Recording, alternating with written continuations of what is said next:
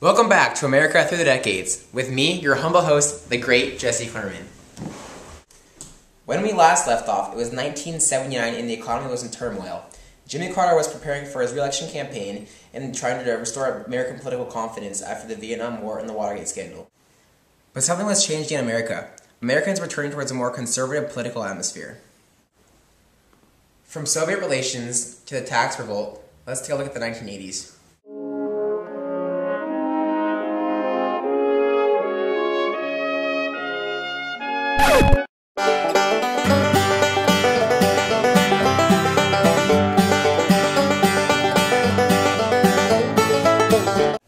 Yes, as you can see, it was a time of serious political evolution. Let's take a walk into the past. The election race of 1980 was a vicious struggle. Jimmy Carter, the incumbent, fought Republican Ronald Reagan for a spot at the top. Carter relied on his reputation for peacemaking, while Reagan criticized Carter's economics and foreign policy. Ultimately, it came down to a presidential street fight.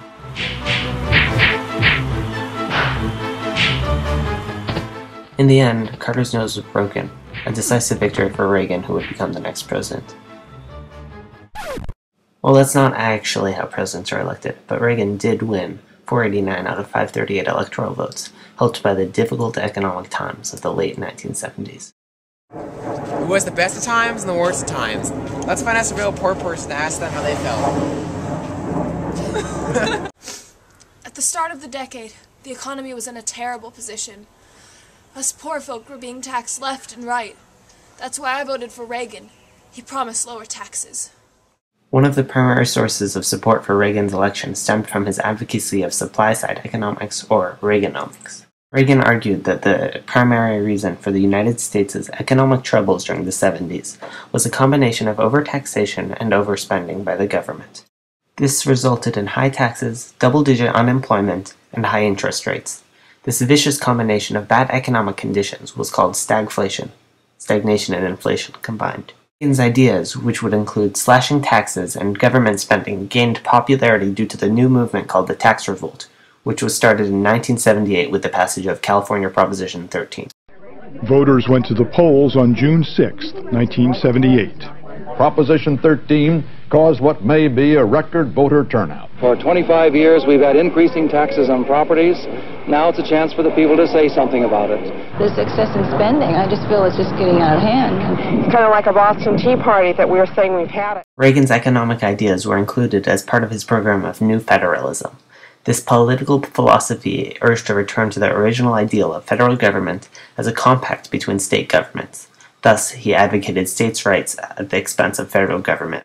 These United States are confronted with an economic affliction of great proportions. We suffer from the longest and one of the worst sustained inflations in our national history.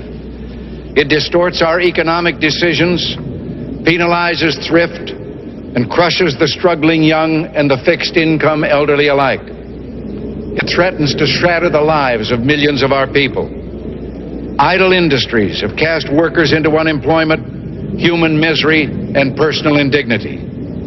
Those who do work are denied a fair return for their labor by a tax system which penalizes successful achievement and keeps us from maintaining full productivity. It is time to check and reverse the growth of government, which shows signs of having grown beyond the consent of the governed.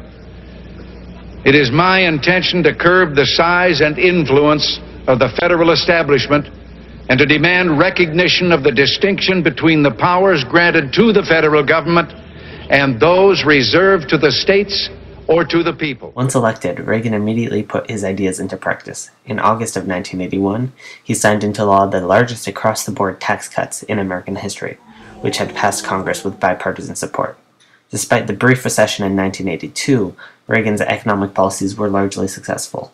Unemployment dropped, millions of jobs were created, and inflation was brought to reasonable levels. Reagan also significantly reduced federal spending, especially in the Great Society programs previously established by Lyndon B. Johnson. Reagan continued to advocate his popular reforms, earning him support in the 1984 election. Here's the difference between the two ways of dealing with a nation's economy. With Reaganomics, you cut taxes. With Mondalenomics, you raise taxes. Reaganomics, you cut deficits through growth and less government spending. Mondalenomics, you raise taxes. With Reaganomics, you create incentives that move us all forward. With Mondalenomics, you raise taxes. They both work. The difference is Reaganomics works for you. Mondalenomics works against you. Reagan's foreign policy also reversed the trends of his predecessors. To start, he campaigned by condemning the policy of détente, which included a softening of anti-Soviet policies. I urge you to beware the temptation of pride, the temptation of blithely declaring yourselves above it all and label both sides equally at fault, to ignore the facts of history and the aggressive impulses of an evil empire, to simply call the arms race a giant misunderstanding. Accordingly, Reagan's administration was deeply involved in supporting the struggles of many groups against Soviet forces throughout the world, most notably in Nicaragua and Grenada. This was a continuation of the containment policies of much earlier presidents. The most damaging scandal of Reagan's presidency came from a related event when it was revealed that the U.S. was selling arms to Iran in exchange for hostages and funding the Nicaraguan Contras with the profits. In 1985, however, Mikhail Gorbachev rose to power, and U.S.-Soviet relations eased again. Gorbachev promulgated new policies such as perestroika, political restructuring, and glasnost, or openness. Gorbachev and Reagan established a cordial relationship through 4 summit meetings. These led directly to Gorbachev's unilateral reduction of some of the Soviet Union's strategic arms. In addition, the relationship is largely credited with helping to end the Cold War peacefully. So, Mrs. Chabrakov, you were an agent of the KGB during the 1980s. What's your opinion of Ronald Reagan? For American capitalist pig, not too bad. He kept trying to infiltrate KGB though, and he called us evil empire. Must you eat that? Yes, you see, I'm getting paid to advertise these all-natural big snack crackers available at your local grocery store. So, how do you feel about Reagan's arms control? Ah, yes. I like him much better at the beginning. Then he started to take away our nuclear weapons. I love my nuclear weapons. Please, can't you advertise sometime else? Nope, not enough time. So, how did you feel about his anti-communist involvement in Central America and the Middle East?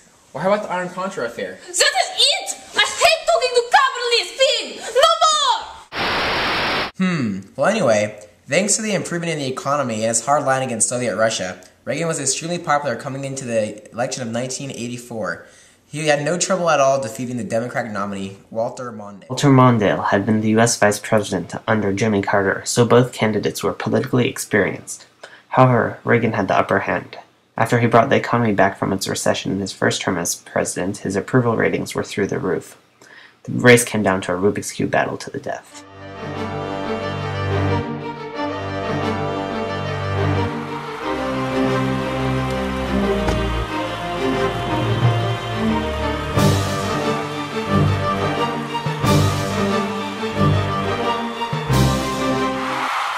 Okay, that wasn't a real election either.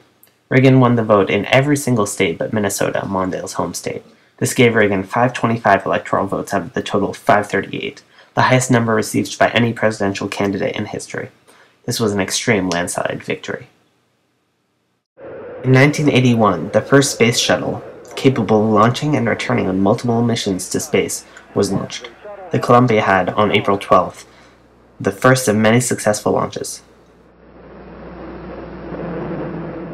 However, this space program's success was overshadowed by an even bigger disaster. Only 5 years into the Space Shuttle program, the Space Shuttle Challenger exploded upon launch. Liftoff of the... It looks as though they were not going to be able to get off. 1 minute 15 seconds. Velocity 2,900 feet per second. Altitude 9 nautical miles. Downrange distance 7 nautical. The tragedy produced a massive outpouring of emotion from the nation and marked the beginning of a decline of the space program.